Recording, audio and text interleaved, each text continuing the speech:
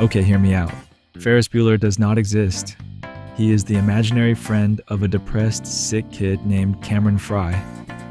The movie Ferris Bueller's Day Off isn't a comedy.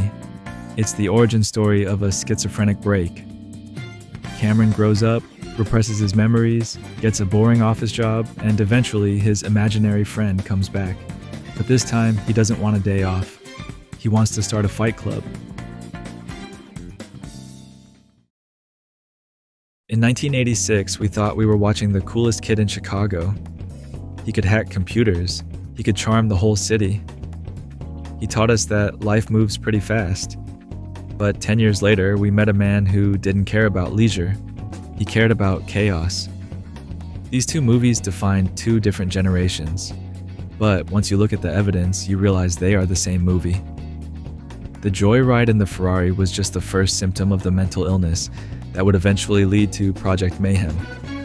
Today, I'm going to prove that Cameron Frye didn't just survive high school. He grew up to become the narrator of Fight Club. To understand the connection, we have to look at the patient, Cameron Frye.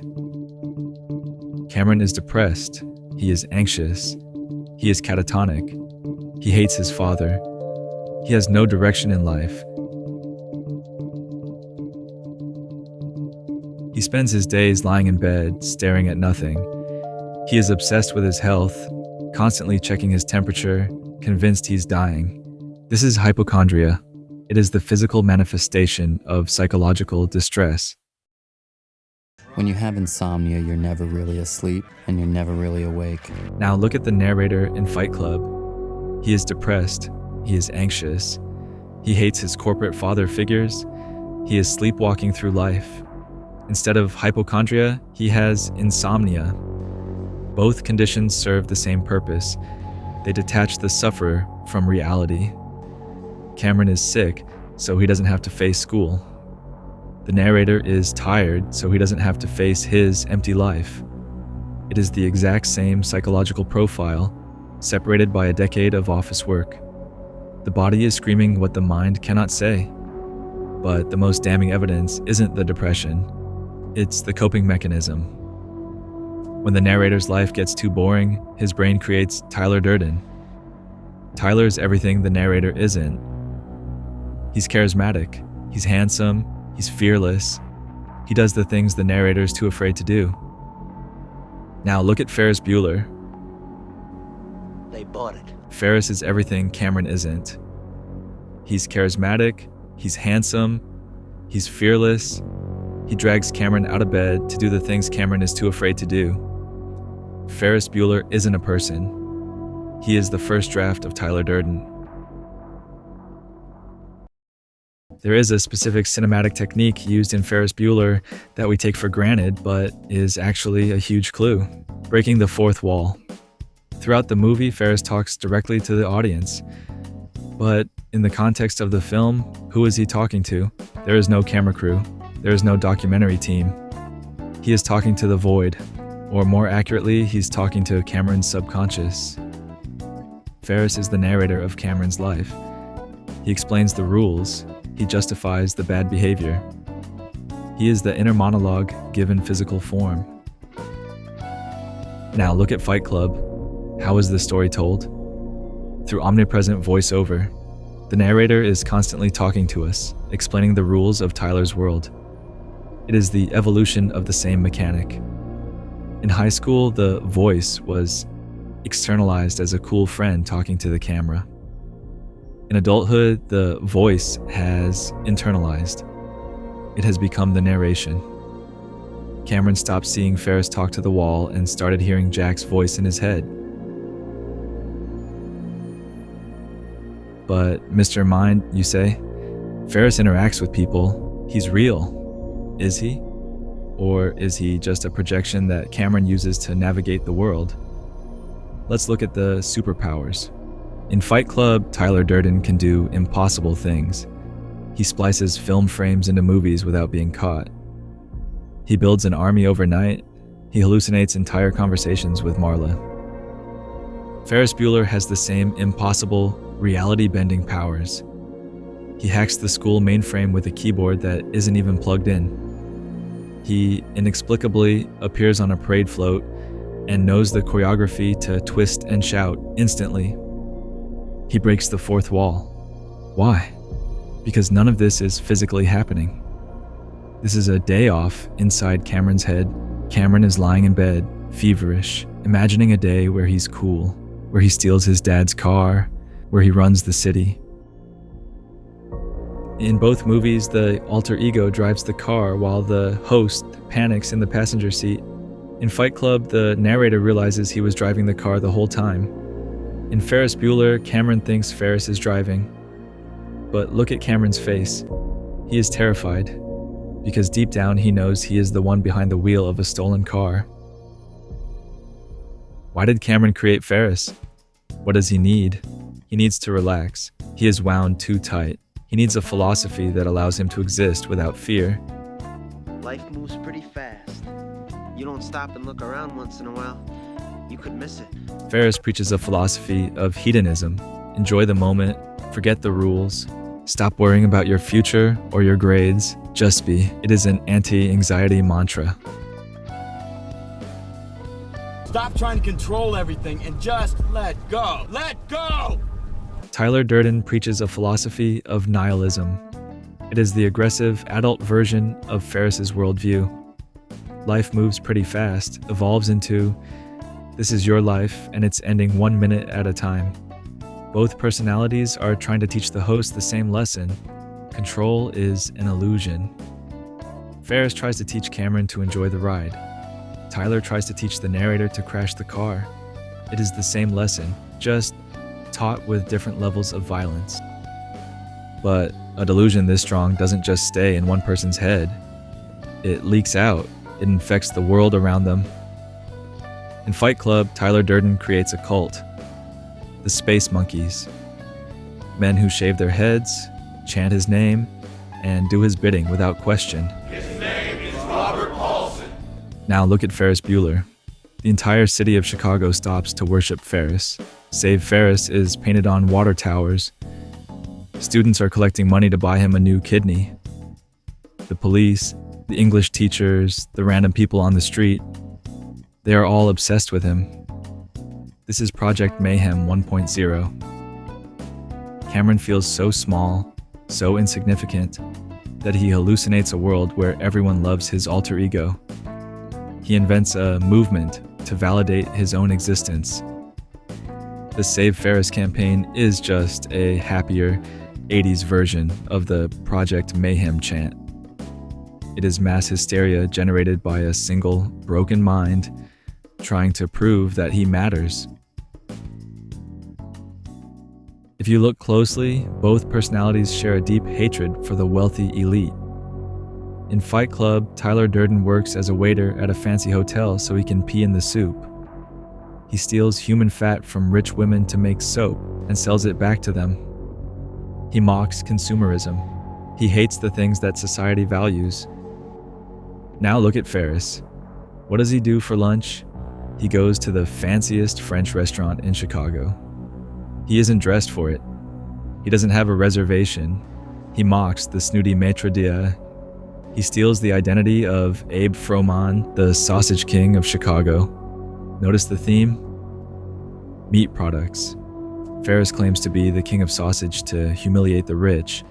Tyler creates the empire of soap, made from fat, to humiliate the rich. It is the exact same specific weird class warfare. Cameron hates his father's wealth, so his alter ego humiliates the people who represent that wealth.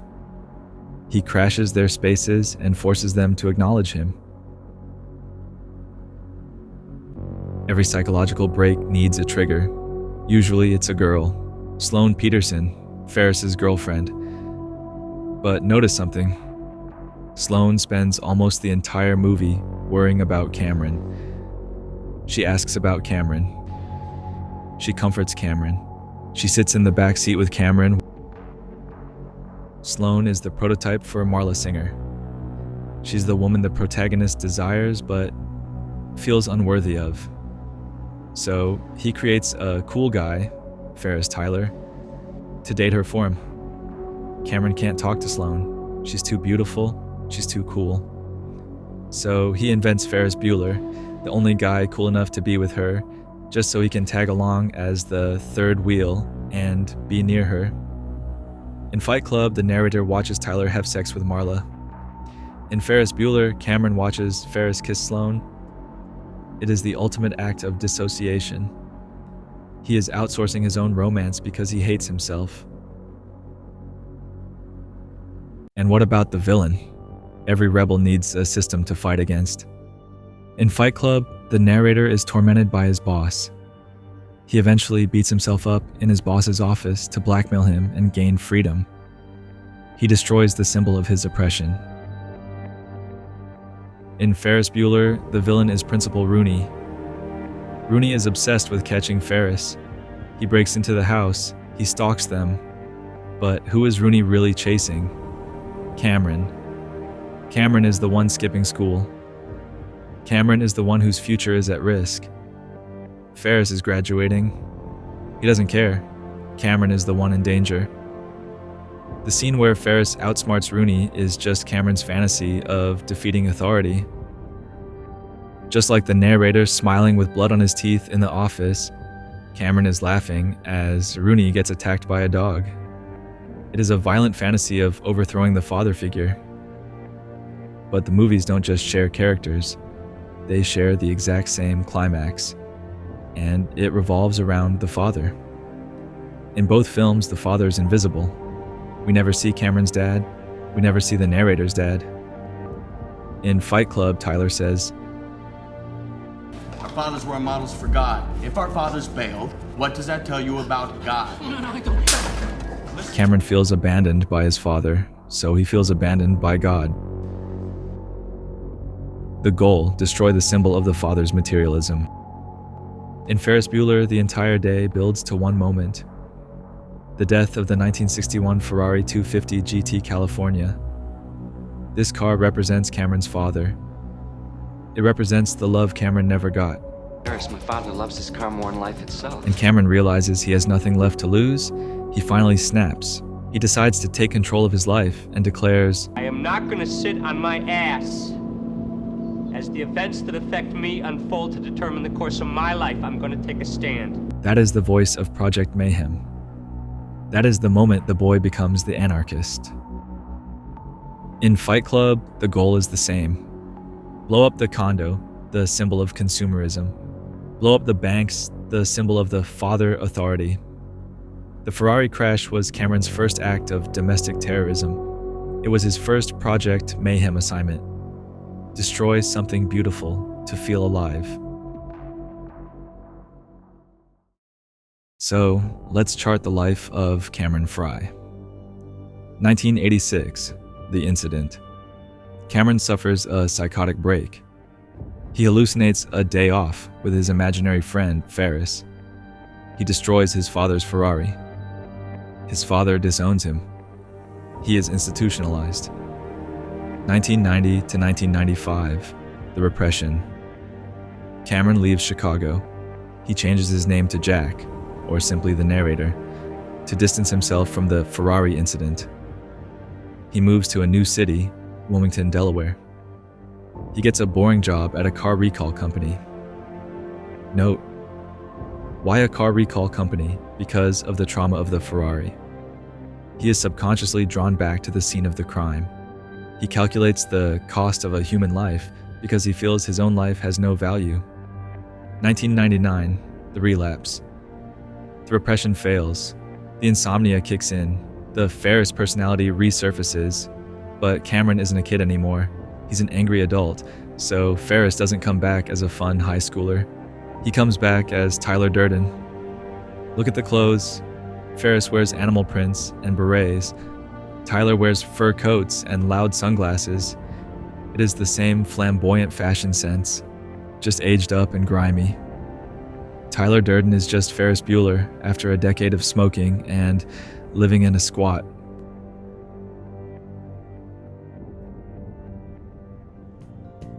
So when you watch the end of Ferris Bueller's Day Off and Ferris is safely back in his bed smiling, don't be fooled. That isn't a happy ending. That is the patient relapsing. Cameron didn't have a fun day out. He spent 12 hours dissociating in a stolen car, terrified, while his subconscious drove him toward destruction. The most iconic shot in the film is Cameron staring into the painting of the little girl. The camera zooms in until the face dissolves into dots. He isn't looking at art. He is looking at the atomic structure of nothingness. He is realizing that he isn't real. He is looking for Tyler. So I'm asking you, tweet at Matthew Broderick. Ask him if he's real, or if he's just a figment of Alan Ruck's imagination. You met me at a very strange time in my life. Life moves pretty fast. If you don't stop and look around, you might just blow it up.